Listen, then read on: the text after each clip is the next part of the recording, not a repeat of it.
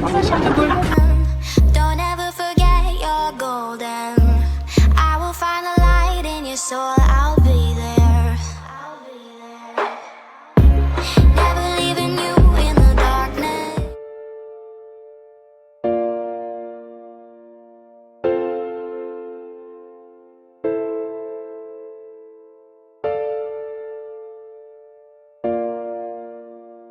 Hello les amis, nous sommes le mardi 29 mai, il est 9h30 ici à La Havane, il est 6h de plus chez vous.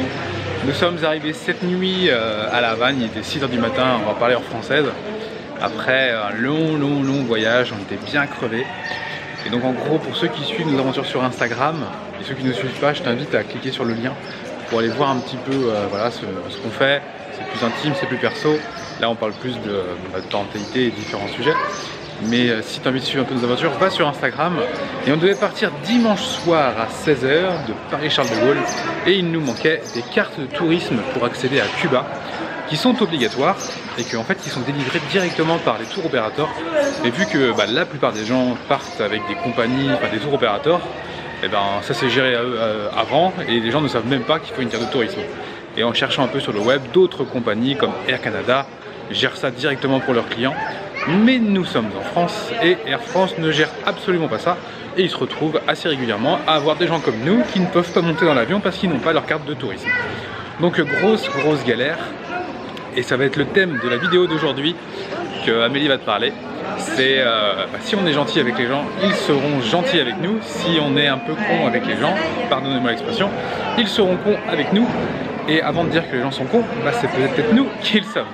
Et en fait, la dame de chez Air France aurait dû annuler nos billets et nous en faire reprendre au tarif plein. Donc la veille pour le lendemain, tu vois bien sur Air France, un vol sec, il y en a pour quelques milliers d'euros. Donc ça pique un peu.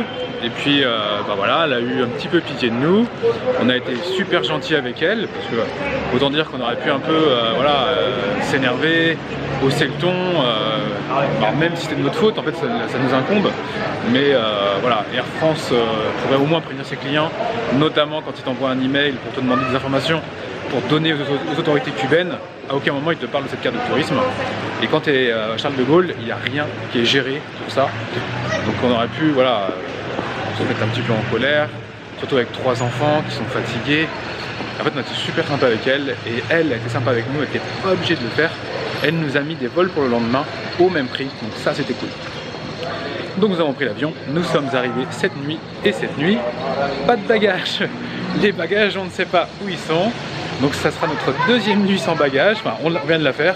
Donc pas de pyjama, pas de vêtements, même pas de slip de rechange. On a une brosse à dents pour 5 je crois. Donc c'est un peu le délire. Mais bon, là on va essayer de récupérer nos bagages. Et pour récupérer nos bagages, il faut contacter Air France, il faut contacter l'aéroport. Il nous faut des cartes SIM cubaines parce que Internet ici c'est compliqué, hein. On vient juste d'arriver mais là on n'arrive pas à Internet. Donc on va chercher des cartes et Amélie vous parlera de son sujet du jour tout à l'heure.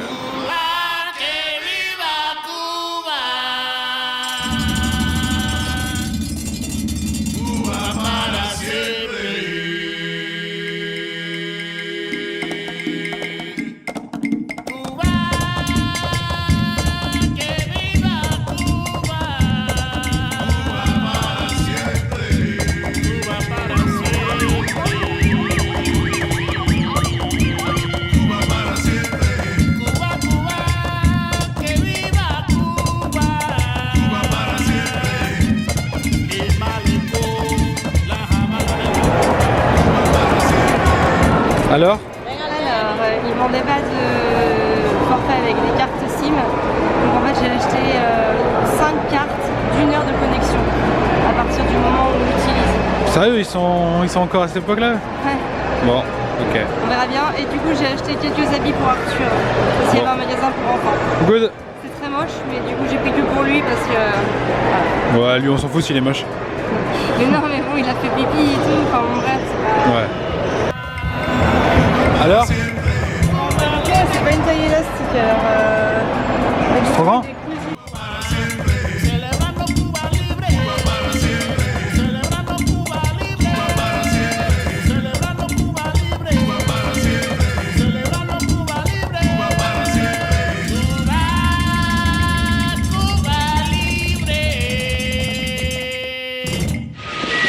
on a récupéré des cartes SIM, on a aussi acheté des vêtements dans un centre commercial, un grand centre commercial avec beaucoup de bruit. En fait, on y a passé beaucoup d'heures, au moins, je crois peut-être 4-5 heures, parce que en fait, moi je sortais aller dans un parc pour capter internet, parce que ici le wifi est payant, donc il faut aller dans un parc où il y a le wifi et en fait avec une carte, un numéro et on peut avoir le wifi. Et donc on s'est mis en relation avec notre famille et également avec Audrey de la famille Coste, et puis nous les rejoignons ce vendredi à Cancun au Mexique. Et donc c'est Audrey en fait qui a géré les bagages perdus avec Air France, parce que ici nous impossible d'appeler, pas de forfait, c'est hyper compliqué. Et la blague c'est que les bagages arriveront vendredi 1er juin, le jour où nous quittons la Havane, donc on partira avant que les bagages arrivent. Donc apparemment c'est très compliqué, impossible de les faire arriver avant. Tiens, on te montre le musée de la Révolution. Ok. It's possible to visit it? Visitar looking for a Okay. Ça peut être sympa ça, avec les enfants aussi. Bah ouais. Voilà, petite visite en même temps, c'est cool sur Famille Épanouie. On a la visite de Cuba. Et j'ai perdu le film, qu'est-ce que je disais? Je disais ouais, c'est très compliqué de faire venir les bagages avant parce que Air France ils ont plein de problèmes de bagages. Donc ça je l'ai mis en story, donc je ne sais même pas quand est-ce que cette vidéo sera en ligne, puisque mon PC, moi pour la première fois je l'ai mis en soute. Je me suis dit bon, d'habitude je garde toujours avec moi parce que voilà, j'ai un peu peur, et là j'aurais dû le garder. Alors ce qui est fait est fait. Donc Audrey essaie de faire récupérer nos bagages avant, en fait de les faire venir directement à Cancun, parce que ici pour Havane c'est compliqué de les faire venir avant, on n'est même pas sûr que ça arrivera le 1er juin. Donc en fait on peut rester ici indéfiniment. Et l'autre bonne nouvelle c'est qu'un chauffeur de taxi nous a dit qu'il pleuvait tout le temps jusqu'au jour de notre départ. Al Capone, mafioso italiano. Ah, Al Capone? Al Capone, casa d'Al Capone, mafioso italiano. Hotel Sevilla, la mafia. La maison d'Al Capone. Beautiful hotel. Hotel.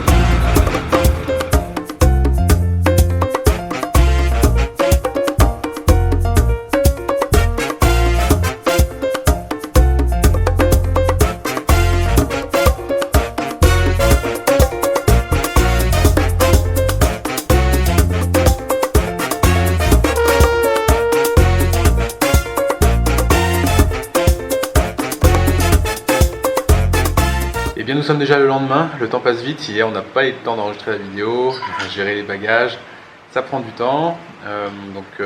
Là ça avance un petit peu, on devrait normalement les avoir pour Cancun. Donc par contre on n'a pas internet depuis ce matin, donc on n'a pas trop de nouvelles. C'est juste que le frère d'Amélie a pu appeler l'agence Air France et apparemment ce serait pour Cancun, mais pas de date, donc c'est un peu comique. Donc là il faut qu'on demande à Audrey de la famille Coste où elle en est. Mais vu qu'on n'a pas internet, on est dans un parc, trouver l'internet, mais il pleut à fond. Donc c'est un peu galère. Et là on s'est trouvé un petit déj, et pour une fois pas trop cher, parce qu'à Cuba ça coûte très cher. Et là on est dans un petit coin super sympa, un peu colonial.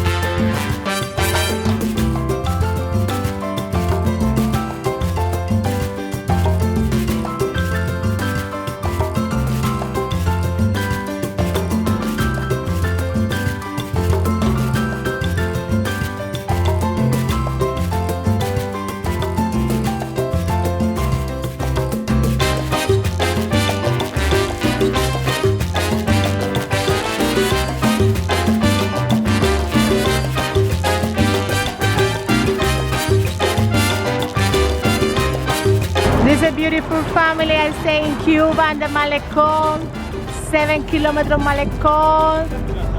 2 babies sleeping this moment, 1 girl and the other boy. The Malecón, look at this, beautiful, it's different country. Looking there, the chauffeur.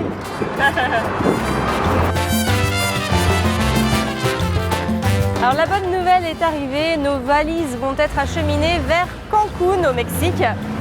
c'est la prochaine destination où on va.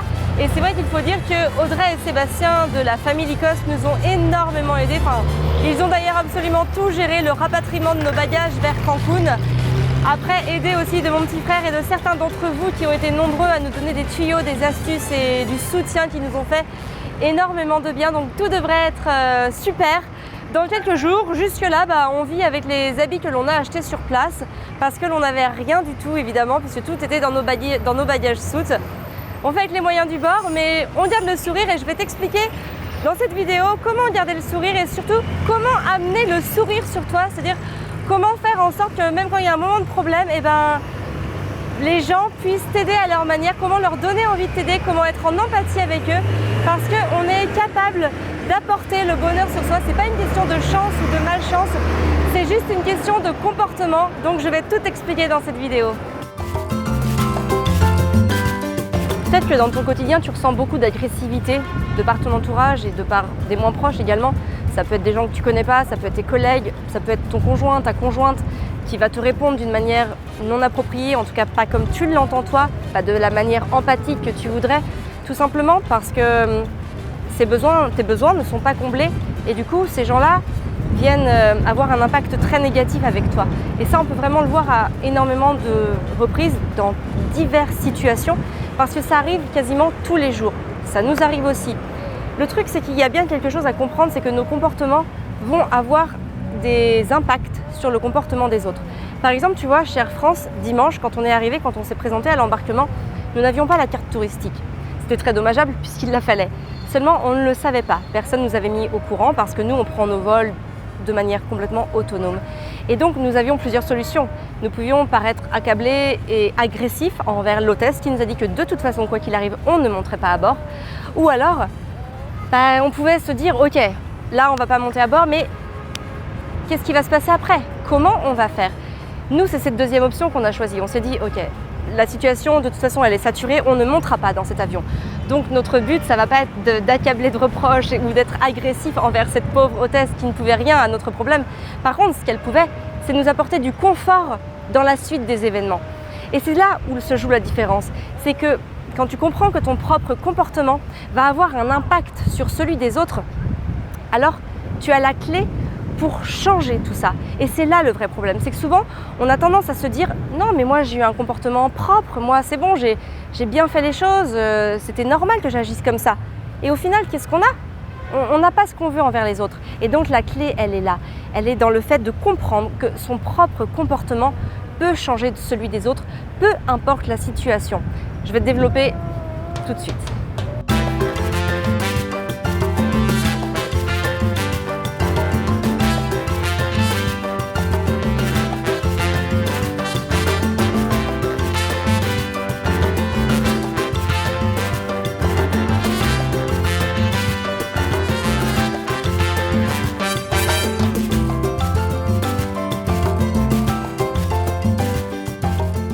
En fait, le truc principal à retenir dans tout ça, c'est que si tu veux changer le comportement des autres par rapport à toi, il faut que tu aies conscience que c'est ton propre comportement qu'il faut changer. Et ça, dans toutes les circonstances. Même si tu as l'impression d'avoir bien fait, d'avoir été sympa, d'avoir été cool, d'avoir été empathique, etc. Dis-toi que si les autres ont ce comportement avec toi, c'est un comportement que tu n'aimes pas, il est de ton devoir, on va dire ça comme ça, de pouvoir changer ton propre comportement, même si tu penses que tu n'as pas de tort. Après, évidemment, tu peux aussi te retrouver avec des personnes qu'on pourrait qualifier de personnes toxiques, c'est-à-dire des personnes qui, quoi qu'il arrive, auront un comportement agressif envers toi. Et donc, dans ces cas-là, c'est soit tu arrêtes de côtoyer ces personnes-là, soit tu sais qu'elles sont comme ça, et donc tu agis en tant que telle, enfin en connaissance de cause en tout cas. Mais c'est toujours son propre comportement qu'il faut changer. Quand il y a une dispute conjugale, quand il y a un problème avec des proches, quand il y a, je sais pas, un problème comme avec Air France par exemple, eh bien nous avions notre part d'erreur, même si on peut justifier le fait qu'il n'y ait pas eu assez d'informations à ce moment-là, que l'on n'a pas vu les informations, eh bien au final c'était bien nous qui étions en cause. Et c'est pour ça que dans tous les conflits, dans toutes les choses que tu vas percevoir avec les autres, avec ton entourage proche ou moins proche, c'est toujours de toi que ça part, c'est toujours à partir de ton comportement que ça part et c'est donc toi qu'il faut remettre en cause.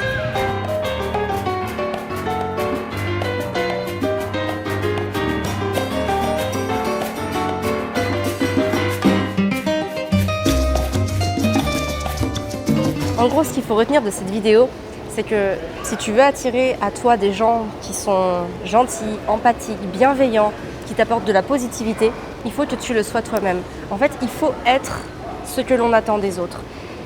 Quand on a vraiment compris ce principe, quand on l'applique, je t'assure que le quotidien change.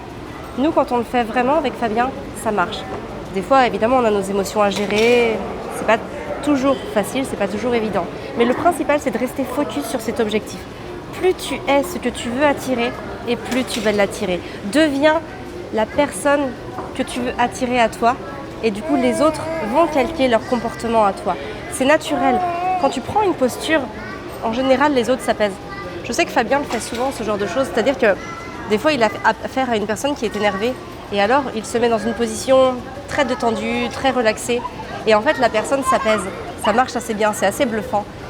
Et voilà, je crois que le message de cette vidéo, c'est ça, c'est que peu importe les problèmes, peu importe les personnes que tu vas rencontrer, peu importe en fait ce qui va se passer dans ta vie, reste zen, reste cool, keep cool et sois la personne que tu veux attirer à toi. En général, ça marche très très bien. Voilà, donc bien sûr tu peux aimer, partager cette vidéo.